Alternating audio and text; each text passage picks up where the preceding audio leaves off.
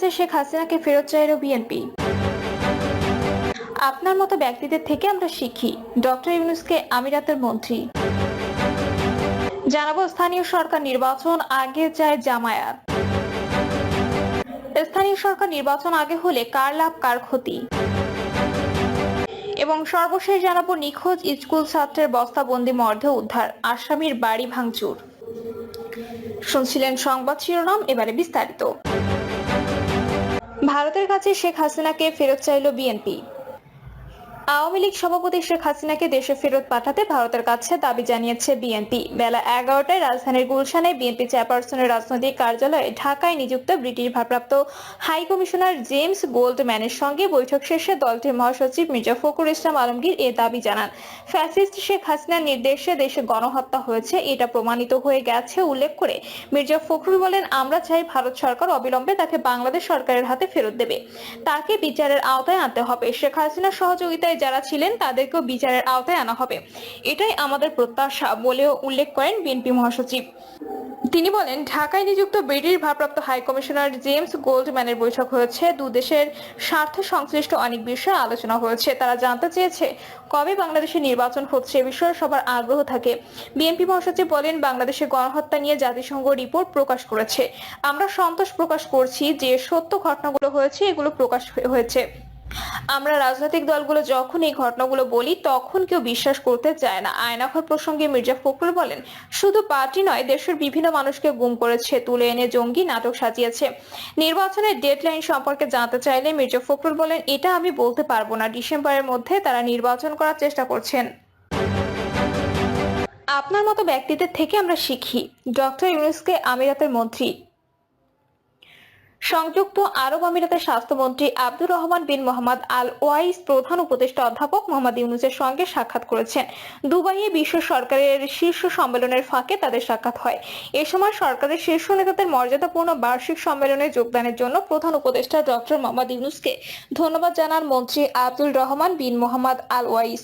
আমিরাতের মন্ত্রী বাংলাদেশ সংযুক্ত আরব আমিরাত সম্পর্কের উন্নতি আশাবাদ ব্যক্ত করে বলেন, অন্তর্বর্তী সরকারের অধীনে উভয় দেশের বাণিজ্য, ব্যবসা এবং স্বাস্থ্য খাতের সম্পর্ক আরো গভীর হবে। এ সময় প্রধান উপদেষ্টা প্রফেসর ইউনূস সংযুক্ত আরব আমিরাতের স্বাস্থ্য খাতে অগ্রগতি এবং বড় বড় রোগের প্রতিরোধ ব্যবস্থার প্রশংসা করেন। তিনি বলেন, সংযুক্ত আরব আমিরাতের ভূমিকায় 1 মিলিয়নেরও বেশি বাংলাদেশি যুক্ত করার জন্য সংযুক্ত আরব আমিরাতকে ধন্যবাদ। স্থানীয় সরকার নির্বাচন আগে চায় জামায়াত।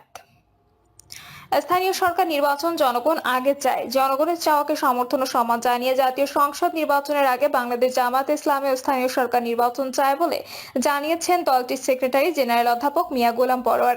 তিনি বলেন, জাতীয় নির্বাচনের আগে স্থানীয় নির্বাচন আয়োজনের সমর্থন রয়েছে জামায়াতের। কমিশনকে আমরা পরামর্শ দিয়েছি, জনগণের আকাঙ্ক্ষা, জনগণ চায় স্থানীয় নির্বাচন আগে হোক। আমরা জনগণের আকাঙ্ক্ষার সঙ্গে সমর্থন ও সম্মান জানাই। মিয়া গোলাম পরোয়ার বলেন, পূর্বের 3টি নির্বাচনে জনগণ যে ভোট দিতে পারেনি, সেই নির্বাচনেরই পুনরাবৃত্তি ঘটবে যদি সংস্কার সঠিকভাবে না হয়। এদেশের জনগণ 2000 ছাত্র জনতার জীবন, 30,000 আহত জনতার রক্ত বৃথা যেতে দেবে না। এজন্য আমরা বলেছি, সংস্কার সম্পূর্ণ করে নির্বাচন প্রক্রিয়া সুষ্ঠু করতে যেটুকু সংস্কার লাগে সেটুকু করুক। আমরা পুরো রাষ্ট্রের সংস্কারের কথা বলিনি। অনেকে এটা নিয়ে ভুল বোঝার চেষ্টা করেন, এটা করতে গেলে সময় লাগে। এটা সরকারের দায়িত্ব বলেও জানান তিনি বলেন, অন্তর্বর্তী সরকারের দায়িত্ব নির্বাচনকে নিরপেক্ষ করতে গেলে যে সংস্কারটুকু ন্যূনতম প্রয়োজন তার জন্য যতটুকু সময় যৌক্তিক প্রয়োজন জামায়াত ইসলামী সে সময় দিতে প্রস্তুত। আমরা কোনোদিন মাসক্ষণ বেঁধে দিইনি। সংস্কার ও নির্বাচনের জন্য যৌক্তিক সময় নিয়ে জামায়াত ইসলামী বরাবরই আগের অবস্থানে রয়েছে বলে জানান সেক্রেটারি জেনারেল। স্থানীয় সরকার নির্বাচন আগে হলে কার লাভ কার ক্ষতি। ডিসেম্বরের মধ্যে জাতীয় নির্বাচনের আশ্বাস পাওয়ার পরও অন্তর্বর্তীকালীন সরকারের উপর চাপ অব্যাহত রাখতে দেশব্যাপী সমাবেশের কর্মসূচি নিয়ে মাঠে নেমেছে বিএনপি। তবে ভিন্ন অবস্থানে জামায়াত ইসলাম। তারা স্থানীয় সরকার নির্বাচনের আগে জাতীয় নির্বাচনের জন্য সরকারের উপর চাপ তৈরি করতে চায় না। তবে সারা দেশে ফ্যাসিস্ট দল আওয়ামী লীগ নেতাদের স্থাপনায় 2 দিন ধরে ভাঙচুরের ভিন্ন এক প্রেক্ষাপটে গত সোমবার প্রধান উপদেষ্টার সঙ্গে বৈঠক করেন বিএনপি নেতারা। সেই বৈঠকে প্রধান উপদেষ্টার কাছ থেকে ডিসেম্বরের মধ্যে নির্বাচনের আশ্বাস পাওয়ার কথা জানান তারা। বিএনপি নেতারা বলছেন, তারা প্রধান উপদেষ্টা অধ্যাপক ডক্টর মোহাম্মদ ইউনূসের আশ্বাসে ভরসা বা বিশ্বাস রাখতে চান, কিন্তু বিএনপিতে সন্দেহ আছে। সে কারণে নির্বাচনের চাপ অব্যাহত রাখতে তারা মাঠের কর্মসূচি নিয়েছেন। বৈষম্য বিরোধী ছাত্র আন্দোলন ও জাতীয় নাগরিক কমিটি যে নতুন দল গঠন করেছে এর পেছনে সরকারের একটা অংশের সমর্থন রয়েছে বলে বিএনপি নেতাদের ধারণা। আর সে কারণে তারা মনে করেন সরকারের ভেতরে কারো কারো নির্বাচন প্রলম্বিত করার চিন্তা থাকতে পারে। ফলে সরকারের পক্ষ থেকে সুনির্দিষ্ট রোডম্যাপ না পাওয়া পর্যন্ত নির্বাচনের সময় নিয়ে নিশ্চিন্ত হতে পারছে না বিএনপি। দলটির মহাসচিব মির্জা ফখরুল ইসলাম আলমগীর বিবিসি বাংলাকে বলেন, নির্বাচিত সরকার এলে দলবদ্ধ বিশৃঙ্খলা, আইন শৃঙ্খলা পরিস্থিতির সমস্যা সহ সব সংকটের সমাধান সম্ভব। সেই জন্য তারা প্রয়োজনীয় সংস্কার করে ডিসেম্বরের মধ্যে নির্বাচন চাইছেন। নির্বাচন নিয়ে বিএনপির চাপের কারণে সরকারের সঙ্গে তাদের দূরত্ব আরো বাড়বে কিনা এই প্রশ্ন আসছে। তবে মির্জা ফখরুল ইসলাম আলমগীর বলছেন, তারা সরকারের সঙ্গে মুখোমুখি কোনো অবস্থানে যেতে চান না। ডিসেম্বরের মধ্যে নির্বাচন হবে, সরকারের এই আশ্বাসে তারা বিশ্বাস রাখতে চান। নির্বাচনের সময় নিয়ে বিএনপির অবস্থানের প্রতি সমর্থন রয়েছে দলটির সঙ্গে যুগপৎ আন্দোলনে থাকা দল ও জোটগুলোর। তবে জামায়াত ইসলামী ও ইসলামপন্থী কিছু দলের অবস্থান ভিন্ন। আগে এই দলগুলো সার্বিকভাবে সংস্কারের পর নির্বাচন করার পক্ষে ছিল। সে অবস্থায় দেশে থেকে সরে এসে তারা এক নির্বাচনের জন্য প্রয়োজনীয় সংস্কার করে ভোট চাইছে। কিন্তু এখন বিএনপির সঙ্গে তাদের ভিন্নমত হচ্ছে স্থানীয় সরকার নির্বাচন নিয়ে।